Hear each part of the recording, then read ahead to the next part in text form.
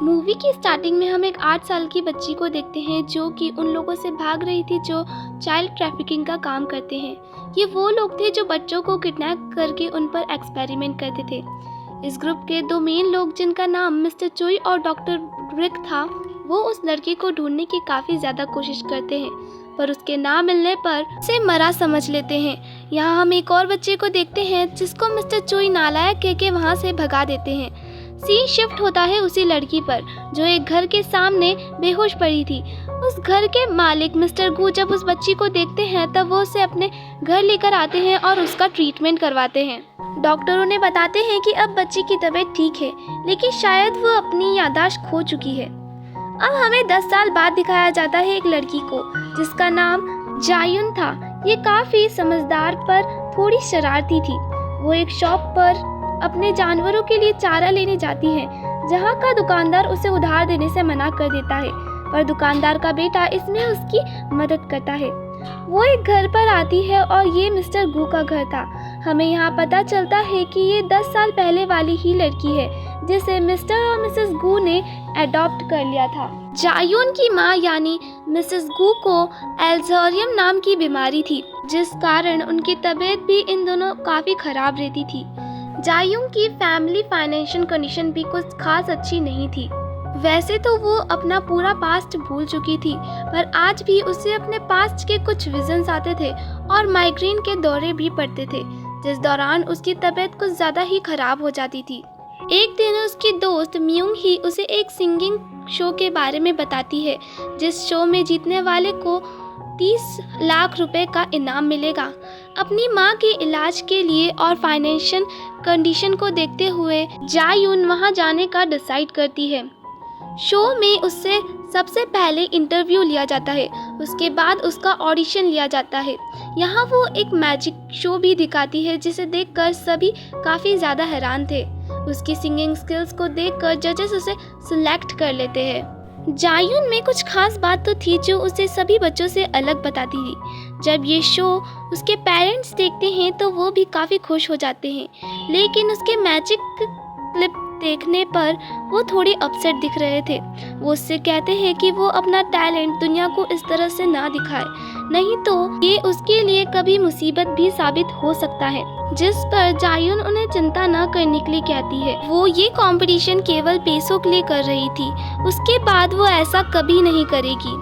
Scene change होता है, हमें मिस्टर चोई और डॉक्टर बिर्क को दिखाया जाता है। वो भी जायुन की सिंगिंग वाली वीडियो देख लेते हैं, पर जब वो उसे मैजिक ट्रिक करते हुए देखते हैं तब वो उसे पहचान लेते हैं और काफ़ी ज़्यादा खुश भी हो जाते हैं। जायुन को नेक्स्ट राउंड के लिए सियोल बुलाया जाता है।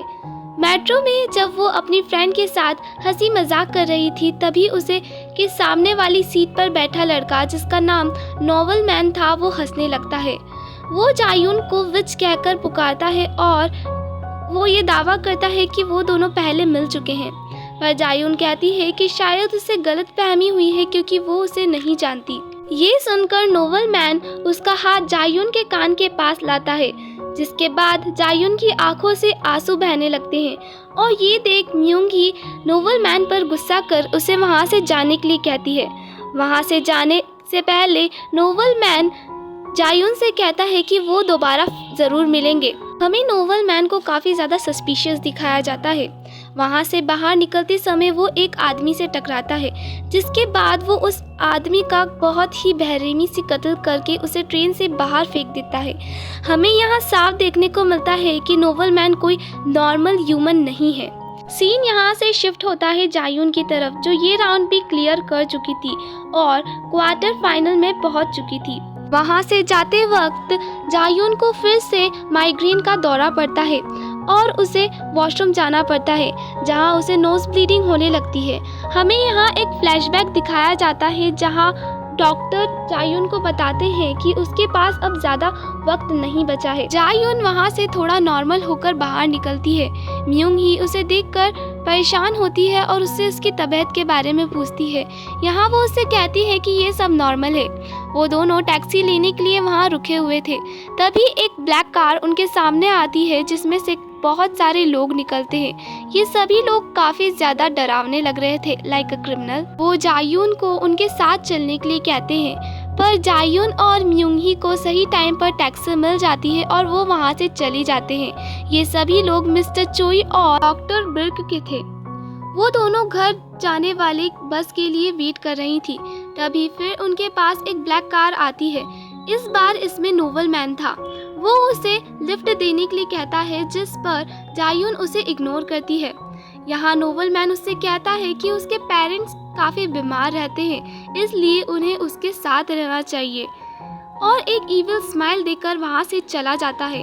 ये सुनकर जायुन घबरा जाती है और तुरंत अपने घर के लिए दौड़ लगा देती है। म्यूंगी उसके पीछे जाती है, साथ ही अपने डैड को कॉल करती है जो कि पुलिस में थे। उसके डैड जब मिस्टर गो के घर पहुंचते हैं तब उन्हें एक ब्लैक कार दिखती है और ये कार नोवेल मैन की ही थी। सीन यहाँ से कट होता है। अब हमें जायुन को दिखाया जाता है जो अपने घर पहुंच चुकी थी और अपने पेरेंट्स को सही सलामत देख काफ़ी खुश होती है। म्यूंगी के डैड जाते समय जायुन से उस ब्लैक कार वाले लोगों के बारे में पूछते हैं। वो यहाँ उसे ये भी बताते हैं कि ये लोग अमेरिकन्स थे। जायुन उनसे कहती है कि शायद वो उसे कोई और समझ रहे हैं। सीन यहाँ से शिफ्ट होता है डॉक्टर बार्क की तरफ, जहाँ वो मिस्टर चोई को बताती है कि हेडक्वार्टर से ऑर्डर आया है कि वो मिस्टर चोई को जॉब से निकाल दे। ये कहते समय डॉक्टर बिर्क के चेहरे की खुशी हम साफ देख पाते हैं और मिस्टर चोई इस बात से काफ़ी ज़्यादा नाराज़ थे। वो उससे जायुन के बारे में पूछते हैं, जहां डॉक्टर बिर्क कहती है कि उसे उसकी चिंता करने की कोई ज़रूरत नहीं। रात के समय जायुन को फिर से अपने बचपन के विजन्स आ रहे थे। म्यूंगी वॉशरूम के लिए जाती है। तभी जायुन को बाहर से कुछ आवाज़ आती है जिससे उसकी नींद टूट जाती है। जब वो बाहर जाके देखती है तब उसके सर पर कोई गन पॉइंट आउट कर देता है। वो म्यूंगी को देखती है जिसके गले पर चाकू था। ये वही लोग थे जो उसे पहले टैक्सी स्टैंड पर मिले थे। वो उसे लिटिल विच कहकर बोल रहे थे, जिस पर वो कहती है कि वो लड़की नहीं है जिसे वो ढूंढ रहे हैं, और उनमें से कोई भी उसकी बात मानने के लिए तैयार ही नहीं था।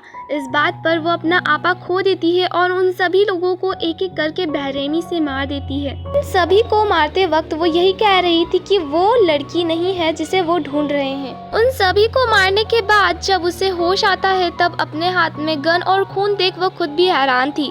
तभी वहाँ नोवेल मैन उसके साथियों के साथ आता है। वो उससे कहता है कि सच में वो इन सभी से सबसे ज्यादा अलग है। वो उसे अपने साथ चलने के लिए कहते हैं और कहते हैं कि अगर वो उनके साथ जाएगी तो उसे उसकी पावर्स भी वापस मिल जाएगी और उसकी लॉस्ट मेमोरीज भी आ जाएंगी, और अगर वो उनके साथ नहीं जाएगी तो वो उसकी फैमिली को ख़त्म कर देंगे। अपनी फैमिली को बचाने के लिए वो वहाँ जाने का डिसाइड करती है। ये सब देख के म्यूंगी काफ़ी ज़्यादा शॉक्ड थी। उसके बावजूद वो अपनी दोस्त को वहाँ जाने के लिए मना करती है, पर अपनी फैमिली के लिए उसे वहाँ जाना पड़ता है। वो उसे लेकर डॉक्टर ब्रिक के पास आते हैं। डॉक्टर ब्रिक उसको देख करके काफ़ी ज़्यादा खुश होती है, लेकिन जायुन तो अभी भी शॉक में थी। उसे कुछ समझ नहीं आ रहा था कि उसके साथ क्या हो रहा है। तभी डॉक्टर ब्रिक उसे कहती है कि उसे चिंता करने की जरूरत नहीं। वो अपने एक आदमी को ऑर्डर देती है। वो आदमी उसे इंजेक्ट कर देता है, जिसके बाद उसकी तबीयत काफ़ी ज़्यादा खराब होने लगती है। यहाँ डॉक्टर ब्रिक उसे बताती है कि इसके बाद उसकी याददाश्त वापस आ जाएगी। वो उसे बताती है कि 10 साल पहले उसे भी कई बच्चों के साथ एक्सपेरिमेंट करने के लिए चुना गया था, लेकिन वो उन सभी में सबसे ज़्यादा अलग थी। वो सबसे ज़्यादा ताकतवर थी और सभी में सबसे ज़्यादा होशियार भी थी, जिस बात का डॉक्टर ब्रिक को काफ़ी ज़्यादा गर्व था। लेकिन हेडक्वार्टर इसी बात से काफ़ी ज़्यादा डरने लगा था, क्योंकि इन्हें कंट्रोल करने का कोई ऑप्शन नहीं था, इसलिए वो इन्हें मारने का ऑर्डर देते हैं। उस रात वो वहाँ से भाग जाती है। वो उसे मरा हुआ समझ लेते हैं, पर असलियत में तो वो जिंदा थी। वो उसे पहली बार टेलीविज़न पे देखते हैं और जब वो अपनी मैजिक ट्रिक दिखाती है तब उन्हें यकीन हो जाता है कि वो वही विच है जिसे वो ढूंढ रहे थे। ये सारा सीन नोवेल मैन और उसकी टीम सीसीटीवी से देख रहे थे। जायुन के नाक और मुंह से खून निकलने लगता है, जिसके बाद डॉक्टर बिर्क उसके आदमी को दूसरा ऑर्डर देती है, दूसरा इंजेक्शन इंजेक्ट करने के लिए। जब उसका आदमी वो इंजेक्शन इंजेक्ट करता है तब जायुन की तबीयत ठीक होने लगती है। डॉक्टर बिर्क उसे बताती है कि वो इस दवाई का दूसरा डोज अगले महीने लेगी। अगर नहीं लेगी तो उसकी तबीयत इससे ज़्यादा ख़राब हो जाएगी और अब वो अपनी पावर्स का ज़्यादा अच्छे से इस्तेमाल कर पाएगी। लेकिन वो इस बात से शॉक तो तब होती है जब जायून हंसने लगती है। वो उससे कहती है कि वो जानती थी कि उसकी बीमारी का इलाज उसके पास ही होगा। यहाँ नोवेल मैन भी समझ जाता है कि जायून ने उन्हें ट्रिक किया। असल में वो जायून को यहाँ पर नहीं लाए हैं, बल्कि वो खुद ब खुद यहाँ आई है। वो वहाँ के सभी लोगों को एक एक करके बड़ी बेरहमी से मार देती है। उसके बाद वो डॉक्टर ब्रिग के पास आती है। वो उनसे कहती है कि वो इतनी आसानी से उन्हें कैसे भूल सकती है। आखिर उनकी वजह से उसे इतने सालों तक दर्द में रहना पड़ा। वो हर रात रोती थी केवल उनकी वजह से। वो उससे कहती है कि उसने इंजेक्शन देके उसका 1 महीना और बढ़ा दिया क्योंकि वो जल्द ही मरने वाली थी। के पास समय कम था, इसलिए उसने ये सब ट्रिक करी। हमें यहाँ पता चलता है कि जायून उस सिंगिंग ऑडिशन में भी अपनी फैमिली फाइनेंशियल कंडीशन को देख कर के नहीं गई थी, बल्कि वो इसलिए गई थी क्योंकि उन्हें इन लोगों के सामने आना था।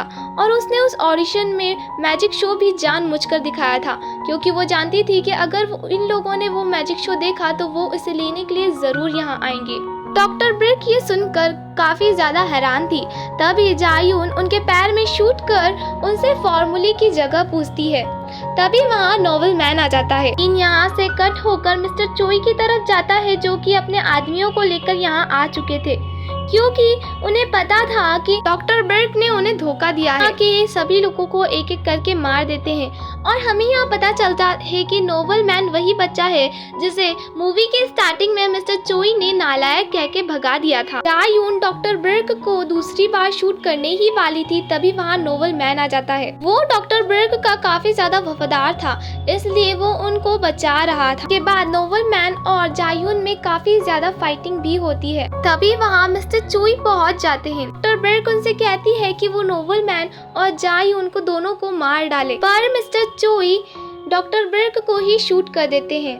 के बाद वो जायून से फाइट करने आते हैं, पर 2 मिनट में ही चकनाचूर हो जाते हैं।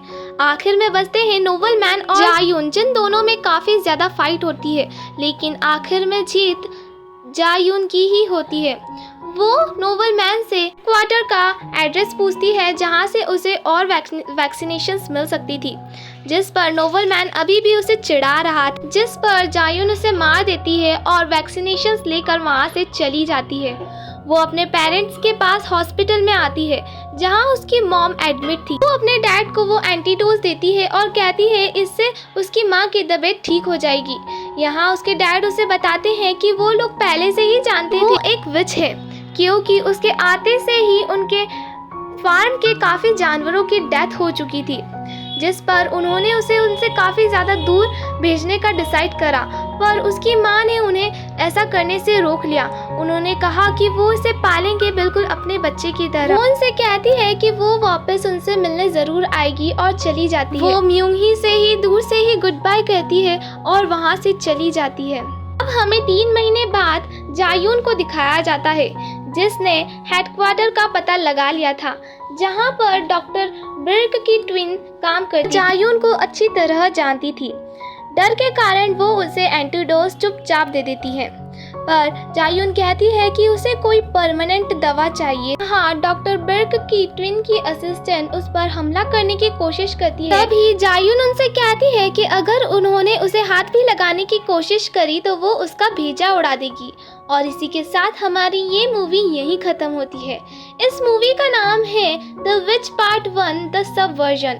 ये मूवी 2018 में रिलीज हुई थी। इस मूवी की IMDb रेटिंग है 7.1 और 92% गूगल यूजर्स ने इस मूवी को लाइक भी किया है।